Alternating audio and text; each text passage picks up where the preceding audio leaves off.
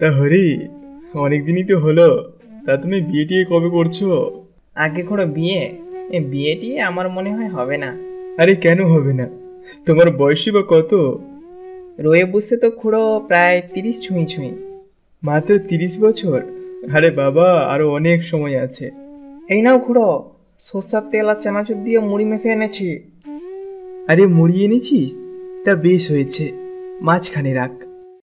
পচা ভাদ্রের এই প্রবল বৃষ্টিতে চারিদিকে জল ছই ছই করছে। বাজারে নাড়ুদার চায়ের দোকানটাও বেশ কয়েকদিন ধরে বন্ধ রয়েছে। তাই নাড়ুদার দোকানের চায়ের আড্ডাটা আজ রাজুদের বাড়ির বারান্দায় বসেছে। তা খুড়ো, এই বৃষ্টির মধ্যে যদি একটা গল্প হতো না, আড্ডাটা পুরো জমে যেত। ও, গল্প শুনবি? তা ঠিকই আছে, গল্প যখন শুনবি বলছিস তবে শোন। সত্যি খুড়ো? হ্যাঁ হ্যাঁ, সত্যি। তবে এটা মনে রাখিস, এটা কিন্তু খালি একটা গল্প নয়, এটা আমার সাথে ঘটে যাওয়া একটা সত্য ঘটনা। আমরা সবাই গল্পটা শোনার জন্য একটুখানি খুড়োর দিকে এগিয়ে গিয়ে বসলাম এবং কিছু সময় পরে খুড়ো গল্প বলা শুরু করলো। অনেক বছর আগের ঘটনা। আমার বয়স তখন ওই 25-26 হবে। আমি তখন কাজের সূত্রে থাকতাম অনন্তপুর নামে একটা গ্রামে। গ্রামটাতে সকাল থেকে বিকেল পর্যন্ত বহু মানুষের আনাগোনা লেগে থাকতো, কিন্তু ঠিক সন্ধে হলেই গ্রামখানি সম্পূর্ণরূপে নীরব হয়ে যেত। আমি ওই গ্রামটাতে এসেছিলাম প্রায় 1 মাস মতো, কিন্তু এই যে সন্ধে হলেই সবাই ঘরবন্দি হয়ে যায়, পুরো গ্রামটাই মানবশূন্য হয়ে যায়, এটা আমাকে প্রায় দিনই খুবই অবাক করতো। কিন্তু আমি থাকতাম একটা অফিসের কোয়ার্টারে, আর অফিসটারও খুবই একটা ছোট কোয়ার্টার ছিল, আর আশেপাশেও কোনো বাড়ি ছিল না যে আমি কারোর সঙ্গে কোনোরকমভাবে কথাবার্তা বলবো বা তাদের সঙ্গে আলাপ আলোচনা করব। কি একটা গ্রাম মায়েরে! সন্ধ্যা হতে না হতেই সবাই ঘরবন্দি। কেউ তো বাইরে থাকা দূরের কথা, ঘরের মধ্যেও সবাই লাইট নিভিয়ে শুয়ে পড়েছে হয়তো।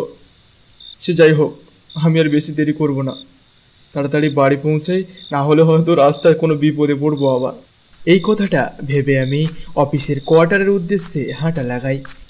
আমিও খুব একটা অফিসের কোয়ার্টারের বাইরে রাত্রিবেলা বেরোতাম না, কিন্তু হঠাৎ করে একটা অফিসের কাজের জন্য আমাকে অনেকটা দূরে যেতে হয়েছিল, যার জন্য আমার ফিরতে অনেকটা রাত হয়ে গেছে। যদিও বা বেশি সন্ধে হয়নি, মাত্র ঘড়ির কাঁটায় 8টা বাজে। তার মধ্যেই পুরো গ্রামখানি পুরো নীরব এবং নিস্তব্ধ হয়ে গিয়েছে।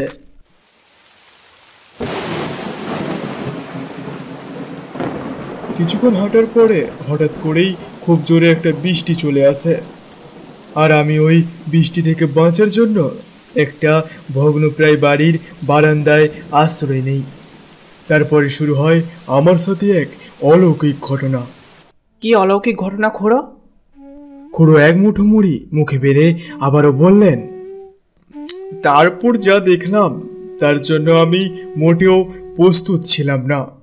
এই অনবরত বৃষ্টির মাঝখানে আমি যে বাড়ির বারান্দায় গিয়ে উঠেছিলাম, সেই বারান্দার দেওয়ালে একখানি ছোট ছিদ্র রয়েছে, আর সেই ছিদ্রটার মধ্য দিয়ে ঘরের ভেতরের আলোর দিশা বাইরেও ছড়িয়ে পড়ছে, এবং কিছু মানুষের কথা বলার আওয়াজও আমি বাইরে দাঁড়িয়ে শুনতে পাচ্ছি। এই ভগ্নপ্রায় বাড়িটার মধ্যে বসে কারা আবার গল্প করছে। আমার মনের মধ্যে ভীষণ কৌতূহল জাগলো। যদিও আমার এই কাজটা করা ঠিক হয়নি, তবু আমি ওই ছিদ্রটার মধ্যে দিয়ে ঘরের ভেতরের দিকে তাকিয়ে দেখি। আর এই কাজটাই ছিল আমার জীবনের সব থেকে বড় ভুল। ভেতরে তাকিয়ে দেখি ভেতরে মানুষরূপী দুজন অশরীরী একটা স্ট্রেচারের উপর শুয়ে থাকা মানুষের দেহ থেকে তার মাংসগুলো খুবলে খুবলে খাচ্ছে। আর স্ট্রেচারের উপর শুয়ে থাকা মানুষটা আর কেউ নয়, সেটা হচ্ছে আমি। আর আমি ওই মুহূর্তে এইরকম কিছু দেখার জন্য মোটেও প্রস্তুত ছিলাম না। কি ভয়ঙ্কর দেখতে সেই নরপিশাচগুলোকে। তাদের মুখ থেকে অবিরত রক্ত ঝরে ঝরে মাটির ওপর পড়ছে।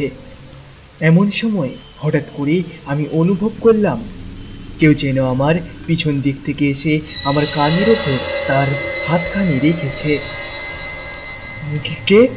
আমি যখন পিছন ফিরে দেখি আমার চক্ষু তখন চড়ক গাছ। ভেতরে থাকা সেই নরপিশাচ দুটো এখন আমার সামনে দাঁড়িয়ে রয়েছে। কিরে, এখানে দাঁড়িয়ে আছিস কেন?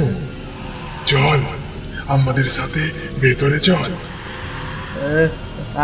আমাকে আমাকে আমাকে ছেড়ে দিন। আমাকে আমাকে ছেড়ে দিন। এই বৃষ্টির মধ্যে তুই কোথায় আর যাবি? চল আমাদের সাথে ভেতরে চল।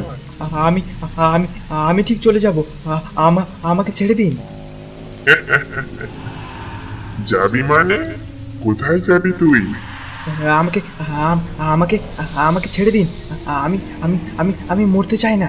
ওরে, তোকে ছেড়ে দিলে আমরাই বা খাবো কি?